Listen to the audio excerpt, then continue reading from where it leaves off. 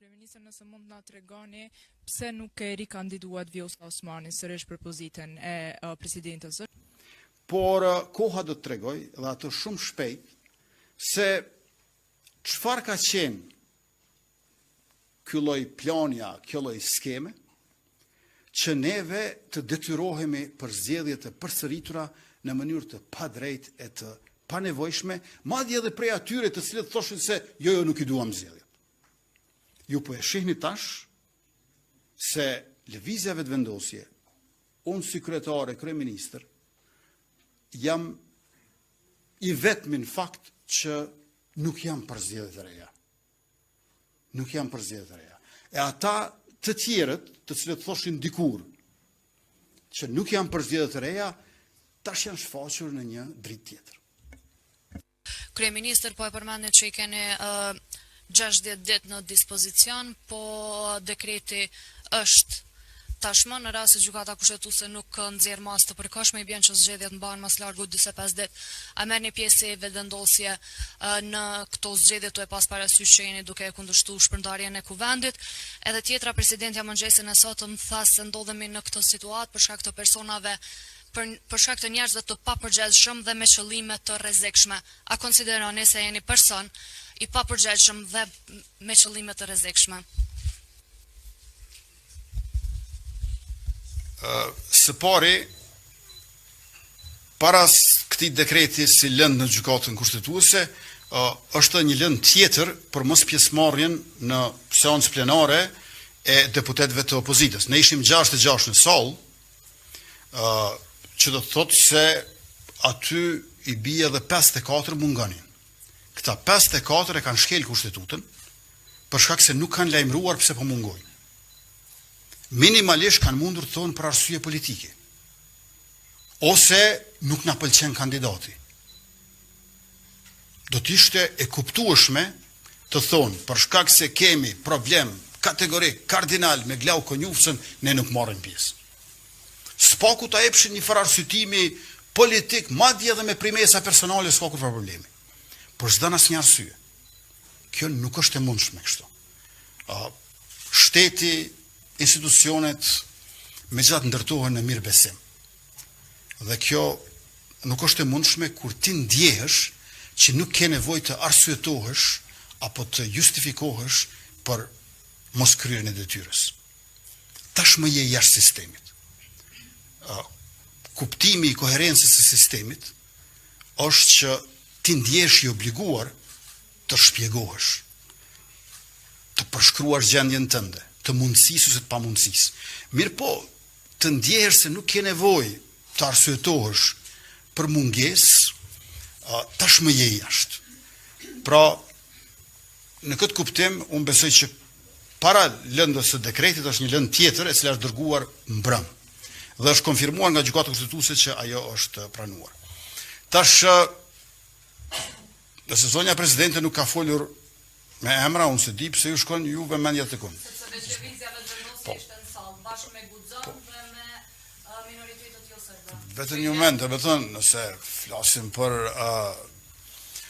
shtypje të përgjithshme, ajo është një gjë, por nëse flasim për njerëz të përveçshëm, unë nuk e di që jemi përmendur aty, nëse ju keni të drejtë, sërish unë besoj që përgjigjen duhet ta kërkoni tek ata që e thanë, jo tek hamendësimi se kush mund të jenë ata. Dhe krejt në fund, unë besoj që të papërgjegjshëm mbrëm kanë qenë ata që kanë munguar. Papërgjegjësi është të mos zhvesh në seancë dhe ta kryesh obligimin kushtetues të pjesëmarrjes në votim për zgjedhjen e presidentit.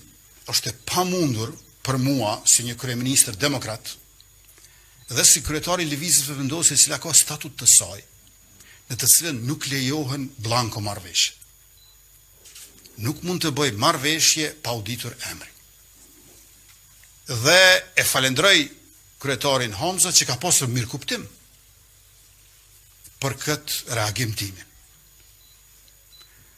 Nuk është e mundshme që në kryesinë e lëvizjes së vendosjes kryetari të propozoj kërkesën e PDK-s që 2 kandidatët të marrin në nënshkrimet e vetëvendosjes, njërit prej tyre i duhen 30 nënshkrimet vetëvendosjes, tjetrit i duhen së paku 8, sa ta 22 i kanë. Shpresoj që i kanë 22, po së paku 8 vetëvendosjes. Pra nga vetëvendosja kërkohej që t'ja jep 38 nënshkrime të deputetëve të saj, 2 kandidatëve të PDK-s, dhe më pastaj ta garantojmë që s'paku njëni për tyne, s'paku në raundin e 3 i merr 6-1. Kësa marrëveshje politike nuk mund bëj. Përbes njeriu kësa marrëveshje vështirë bëjë me vetëm. Lere më me dikë tjetër, e lere më me dikë nga një parti rivale tjetër. Po unë e falendroj kryetarin Bedri Hamza që ka pas mirë kuptim për mospranimin tim. Dhe kur s'më dha në emra, thash hajt të provoj t'ja japun e në emrë. Ju thash Andin Hoti. Andin Ukshin Hoti. Duke pas parasysh për i familjes që vjen, Ukshin Hoti është unik.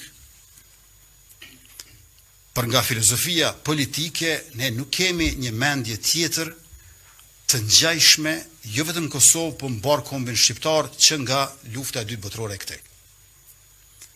Andaj, Andin Ukshin Hoti ishte një propozim i yni, që së paku të fillojmë të diskutojmë. Nuk u pranua. Dhe jo vetëm që nuk u pranua, po nuk u pranua as kemi takime më tej që të flasim për emrat të tjerë. Mirë, se nuk bën Andin Hoti, ma thuaj një emër tjetër, nuk mu thas njerë. U kërkua vetëm të nënshkrujën çek blanko aty. Marrëveshje pa emra, po me zotim absolut. Më vjen keq, po s'është e mundur. Me gjithë vullnetin tim që të ecim përpara, po kjo nuk është rrugë e mundshme.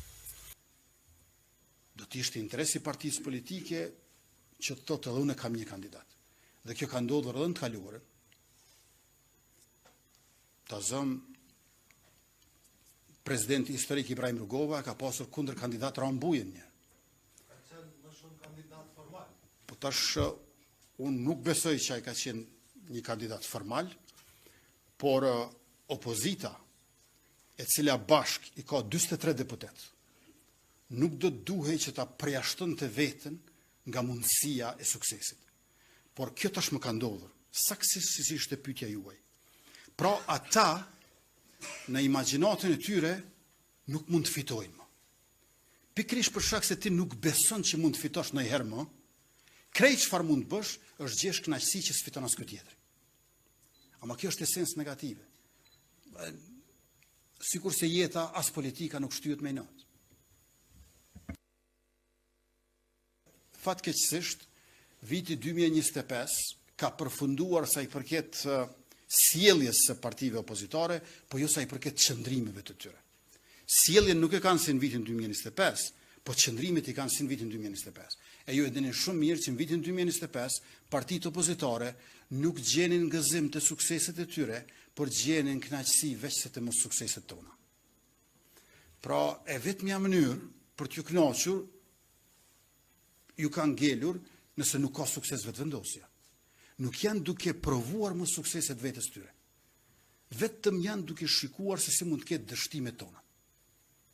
Kjo tregon për një esens negative në politikë, e cila përbindjen time përbohet shumë më shumë nga mlefje i inati, nga një lloj idhësie, sesa nga idet, puna apo pasioni.